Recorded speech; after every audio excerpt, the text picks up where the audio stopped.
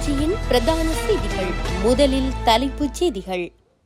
வடக்கு கிழக்கு தமிழரசியல் பிரமுகர்களை சந்தித்த இந்திய வெளிவிவகார அமைச்சர். ஐநா மனித உரிமைகள் பேரவையில் இலங்கைக்கு அழுத்தம், பரிந்துரைகளை நடைமுறைப்படுத்த கோரிக்கை. இலங்கையில் அதிகரிக்கும் எலிக்காய்ச்சல், மரணமடைவோர் தொகையும் அதிகரிப்பு. ஈரானிய ராணுவ படையொன்றை பயங்கரவாத குழுவாக அறிவித்த கனடா. தொடர்பென விரிவான செய்திகள். வடக்கு மற்றும் கிழக்கு மாகாணங்களை சேர்ந்த தமிழ் அரசியல் கட்சிகளின் பிரதிநிதிகளை இந்திய வெளிவிவகார அமைச்சர் ஜெய்சங்கர் சந்தித்துள்ளார். இந்த சந்திப்பில் மாகாணங்களின் அபிவிருத்தி மற்றும் அதிகார பகிர்வு குறித்த விடயங்கள் தொடர்பாக கலந்துரையாடப்பட்டுள்ளது. அதில் தமிழ் அரசியல் பிரதிநிதிகள் Ira Shanakiyan, Mavai Senathirajah, M A. Sumanthiran, S. Sritharan, C V. Wigneswaran, S. Adaikalanathan, Dharmalingam Siddharthan மற்றும் செல்வராஜா கஜேந்திரன் உள்ளிட்டோர் கலந்து கொண்டுள்ளனர். இந்திய பிரதமர் நரேந்திர மோடியின் புதிய அரசாங்கத்தின் கீழ் வெளிவிவகார அமைச்சர் ஜெய்சங்கர் முதலாவது இருதரப்பு பயணத்தை இலங்கைக்கு மேற்கொண்டுள்ளார். இந்திய வெளிவிவகார அமைச்சரின் இந்த விஜயத்தின் போது மஹிந்த, சஜித் ஆகியோரையும் சந்தித்துள்ளமை குறிப்பிடத்தக்கது. ஐக்கிய நாடுகள் மனித உரிமைகள் பேரவையின் 56வது கூட்டத்தொடரின் போது இலங்கை தொடர்பில் அறிக்கையொன்று முன்வைக்கப்பட்டுள்ளது.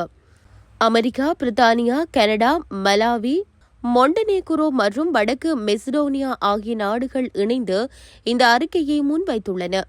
இலங்கையில் இடம்பெற்றதாக கூறப்படும் மனித உரிமை மீறல்கள் மற்றும் பலவந்தமாக காணாமல் ஆக்கப்பட்டோர் தொடர்பில் ஐக்கிய நாடுகளின் மனித உரிமைகள் ஆணையாளரின் பொறுப்புக்கூறல் அறிக்கைக்கு இதன்போது நன்றி தெரிவிக்கப்பட்டுள்ளது. அத்துடன் உயர்ஸ்தானிகரின் பரிந்துரைகளை நடைமுறைப்படுத்த வேண்டுமென குறித்த நாடுகள் கூட்டு அறிக்கையில் கோரிக்கை விடுத்துள்ளன. இதேவேளை இலங்கையில் அறிமுகப்படுத்தப்படவுள்ள பயங்கரவாத ஒடுக்குமுறை மற்றும் இணைய பாதுகாப்பு குறித்தான புதிய சட்டங்கள் கருத்து சுதந்திரம் மற்றும் மனித உரிமைகளை பாதுகாக்கும் வகையில் தயாரிக்கப்பட வேண்டுமென அறிக்கையில் வலியுறுத்தப்பட்டுள்ளது. யாழ்ப்பாணம் உயர் பாதுகாப்பு வலயத்தில் காணி விடுவிப்பிற்கு பாராட்டு தெரிவித்த அந்த நாடுகள் வடக்கு கிழக்கில் நிலம் கையகப்படுத்தல் தொடர்பாக நிலவும் பிரச்சினைகளுக்கு உடனடி தீர்வுகளை வழங்குமாறும் தெரிவித்துள்ளன. குறித்த கூட்டத்தொடரின் அமர்வுகள் அடுத்த மாதம் 12ஆம் தேதி வரை இடம்பெறவுள்ளமை குறிப்பிடத்தக்கது. இவ்வருடத்தின் கடந்த 6 மாதங்களில் இலங்கையில் 5000 எலிக்காய்ச்சல் நோயாளர்கள் பதிவாகியுள்ளதாக தொற்று நோயியல் திணைக்களம் தெரிவித்துள்ளது. இந்த நோயை உண்டாக்கும் பாக்டீரியா முக்கியமாக எலிகளின் சிறுநீரில் உள்ளதால் அது கால்நடைகள், நாய்கள் மற்றும் பன்றிகளின் மலம் மற்றும் சிறுநீரில் இருப்பது தற்போது கண்டறியப்பட்டுள்ளது. குறித்த நோய்க்கிருமி பாக்டீரியாக்களுடன் விலங்குகளின் சிறுநீர் நீருடன் இணைந்த பிறகு அது கால்களில் உள்ள காயங்கள் மற்றும் கண்கள் மற்றும் வாயில் சளிசவ்வுகள் வழியாக மனித உடலில் நுழைகிறது. இது குறித்து கருத்து தெரிவித்த தொற்று நோயியல் நிபுணர் துஷானி தாபரே, ஆண்டு முழுவதும் எலிக்காய்ச்சலால் 100 அல்லது அதற்கு மேற்பட்ட இறப்புகள் பதிவாகி வருவதாக தெரிவித்தார்.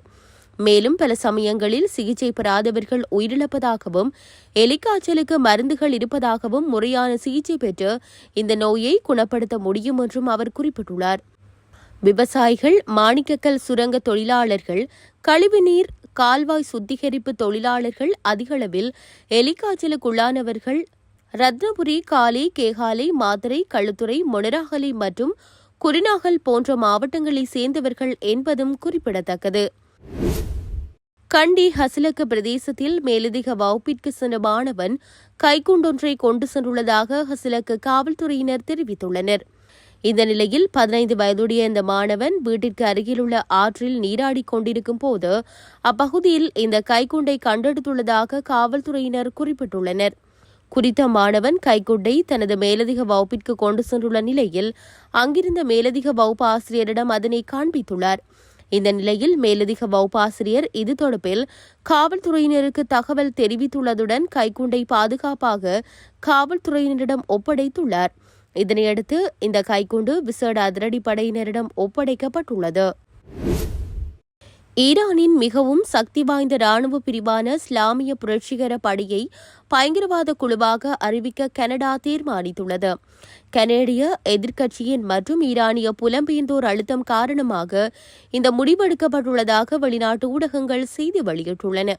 அத்துடன் கனேடிய பிரஜைகள் மற்றும் ராஜதந்திரிகளை ஈரானிலிருந்து விலக்கிக் கொண்டு இந்த முடிவெடுக்கப்பட்டுள்ளதாக மேலும் தெரிவிக்கப்பட்டுள்ளது. இதனால் ஈரானிய அரசாங்கத்தின் உயர்மட்ட அதிகாரிகள் மற்றும் ஈரானிய புரட்சிப் படையின் உயர்மட்ட அதிகாரிகள் கனடாவிற்கு செல்ல அனுமதிக்கப்பட மாட்டார்கள் என தெரிவிக்கப்படுகிறது.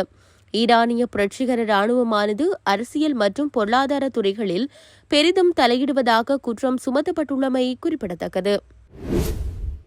பாகிஸ்தானில் வீடு ஒன்றில் மடிக்கணனி வெடித்து 2 சிறுவர்கள் உயிரிழந்துள்ளதாக வெளிநாட்டு ஊடகங்கள் செய்தி வெளியிட்டுள்ளன. மின்னேற்றம் செய்வதற்காக பொருத்தப்பட்டிருந்த மடிக்கணினி வெடித்ததில் இந்த சம்பவம் இடம்பெற்றுள்ளதாக தெரிவிக்கப்படுகிறது. இதன்போது 2 பெண்கள் மற்றும் 3 முதல் 9 வயதுடைய 5 குழந்தைகள் உட்பட 9 பேர் தீக்காயங்களுடன் மீட்பு சேவைகளால் மருத்துவமனைக்கு கொண்டு செல்லப்பட்டுள்ளதாகவும் கூறப்படுகிறது. இந்த நிலையில் விபத்தில் படுகாயமடைந்த 6 வயது சிறுமியும் 9 வயது சிறுவனும் சிகிச்சை பலனின்றி உயிரிழந்துள்ளனர். இதேவேளை மடிக்கணினிகள் மற்றும் கைத்தொலைபேசிகளில் உள்ள தவறான லித்தியம் அயன் மின்கலன்கள் அதிக வெப்பமடைந்து தீப்பிடிப்பதால் இவ்வாறான சம்பவங்கள் பதிவாகின்றதாக அதிகாரிகள் தெரிவித்துள்ளனர்.